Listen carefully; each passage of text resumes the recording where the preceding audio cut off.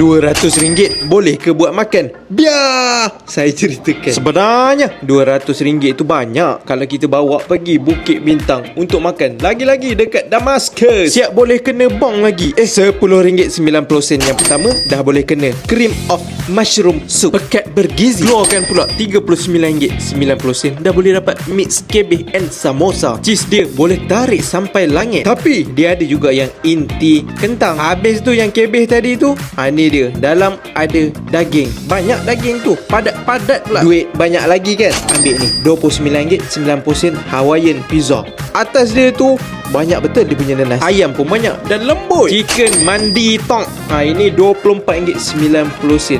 Baru total RM100 sekarang ni. Ayam pun empuk. Nasi dia rasa smoky. Laju sangat. RM37.90 lagi boleh dapat ini. Apa dia?